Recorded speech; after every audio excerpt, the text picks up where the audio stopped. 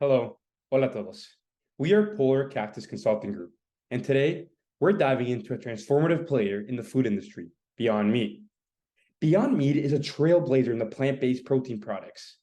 In the society we live in today, we are constantly combating environmental, health, and ethical concerns. Beyond Meat has defied the status quo. Our agenda today is to define the issue, analyze the case data, develop alternatives, develop a decision criteria, and finally, pitch our solution and explain how we will execute it. So, without further ado, let's embark on this journey. Thanks, Emilio. So there are two major issues that Beyond Meat is facing.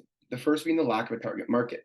The first question the company faces is whether it wants to market their products toward consumers who have already supplemented meat out of their diet, or try a more disruptive approach to get their product on the plates of meat eaters. The second major issue the company faces is that their product is not clearly defined. As stated in the case, the products that have done the best for Beyond Meat are less refined products such as chicken strips, but the company holds a competitive advantage from their R&D being at the best. This brings the company to a standstill. Should it keep investing in R&D and develop new plant proteins, or should they expand their offerings with similar products to those that are already doing well? I will now pass it on to Leah to analyze the case data. Thank you, Calvin. Now let's move to the analyzing of the case data and observe the customer behavior. Based on the statistics and information provided in the article, we identify the two main insights from the text. So the first one is that there was seen the growing tendency from 2010 of people becoming more concerned with meat consumption, careful with the type of the meat they eat, as well as consuming less meat in general. Another thing was that younger consumers who were likely to have eaten meat alternatives from a young age were less likely to be concerned about a product with a taste and texture like those of real meat, meaning that the younger generation now does not really care about the texture and the taste of a plant-based meat being similar to the real one. Talking about the impact of production on environment, we can see the Double Food and Environmental Pyramid research, which showed that meat consumption was bad for both human health and the environment. In the table, you can see that the vegetarian type of diet is much more ecological and healthy than the meat-based, as the eco-footprint for vegetarian diet is less. And comparing meat production and plant-based proteins production, we can see that the meat production was the larger contributor to environmentally detrimental factors and made up to 70-80% of the total negative factors. And the plant-based protein production, on the contrary, required less time and fewer resources to yield an edible product. Also, we can see the table here. It proves as well that the plant protein conversion is much bigger than the animal one. And lastly, let's see the meat and alternative meat markets. Here we can say that the market for meat alternatives represented an almost twice bigger percentage increase in the annual growth rate in the years of 2010 to 2012. However, we can also see that the annual meat industry revenue in 2013 was much greater than the one of the meat alternatives. And as for competitors, we can identify Morningstar Farms being the first leader in the market of meat alternatives, making over 80% of the market share. And then they were followed by Boca.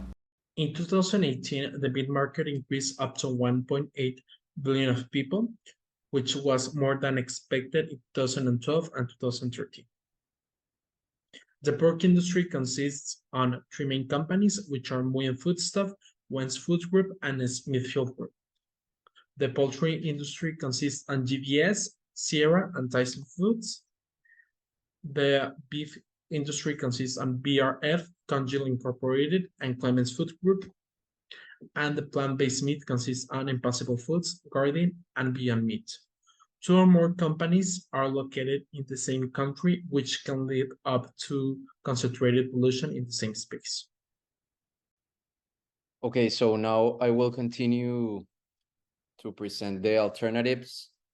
Well, the first one is to invest in R&D criteria like taste and texture rather than sticking to products that have already been made.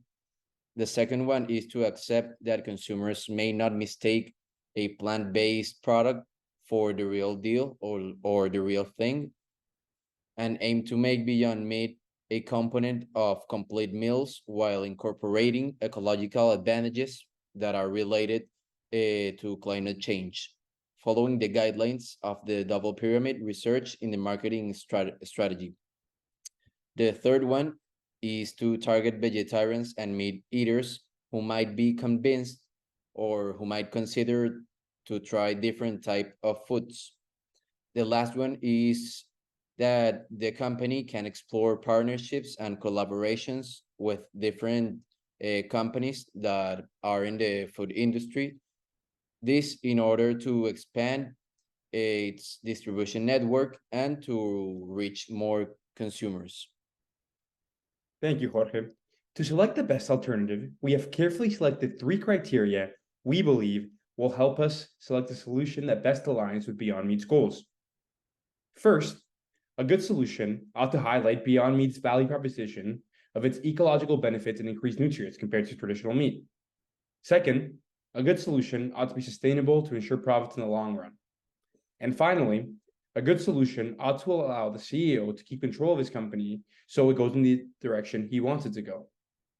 We created a decision criteria matrix to select the best alternative, and the arithmetic clearly shows that alternative 2 is our best bet.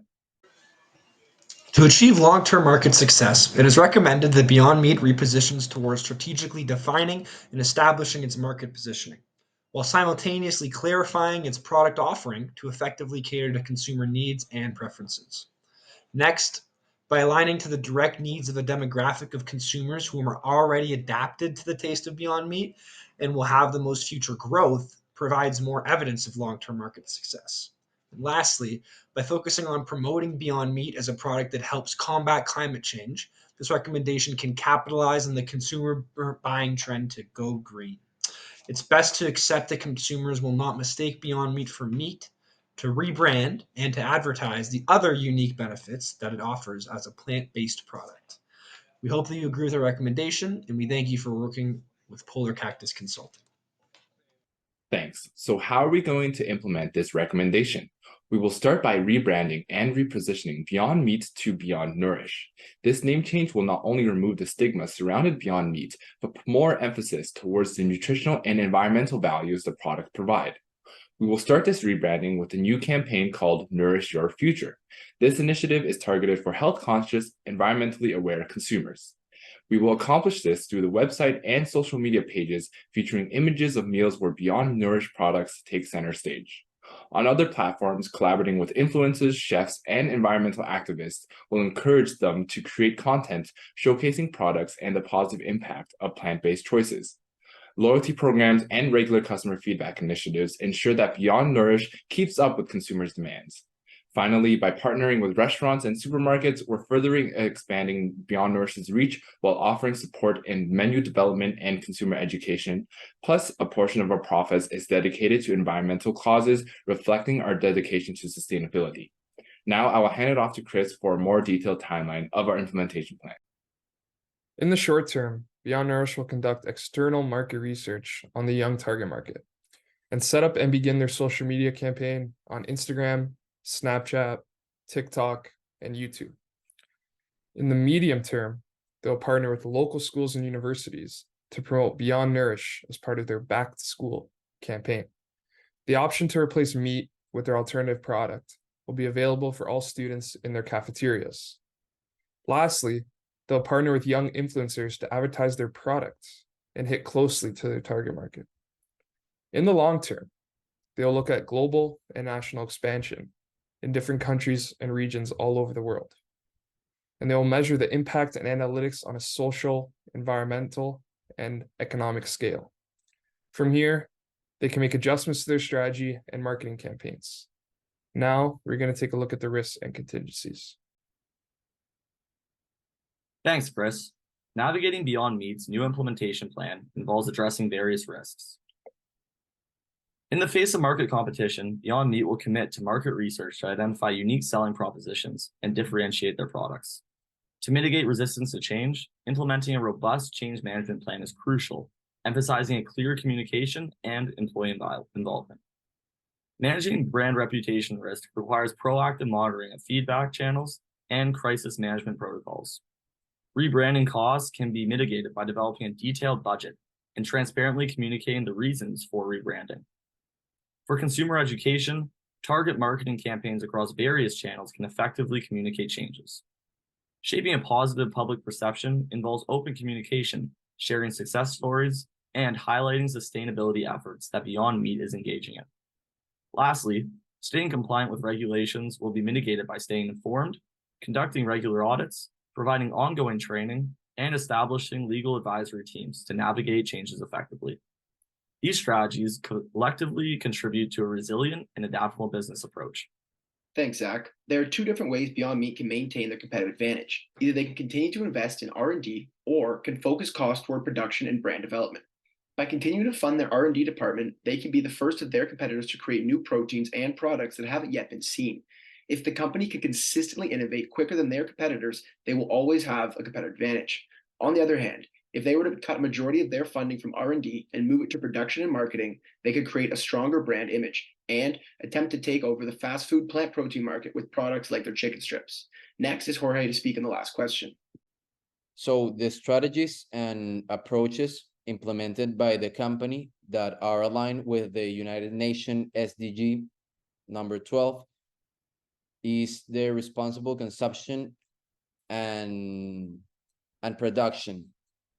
How? Well, by offering a plant-based meat alternative, the company encourages consumer to shift towards sustainable and environmentally friendly food options.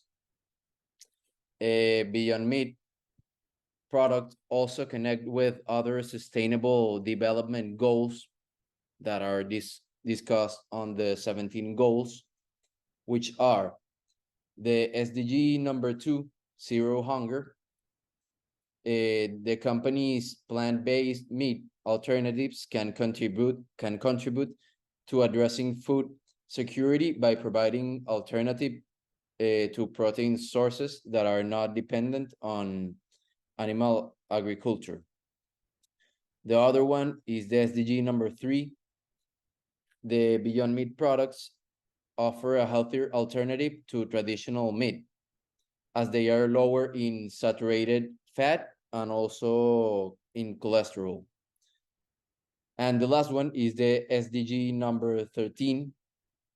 The company, by reducing the reliance on animal agriculture, the company helps to mitigate climate change by reducing some gas emissions and also by preserving natural resources.